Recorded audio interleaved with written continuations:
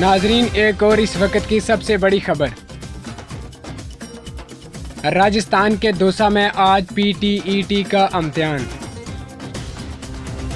23,870 उम्मीदवार 81 मराकज़ पर इम्तिहान देंगे।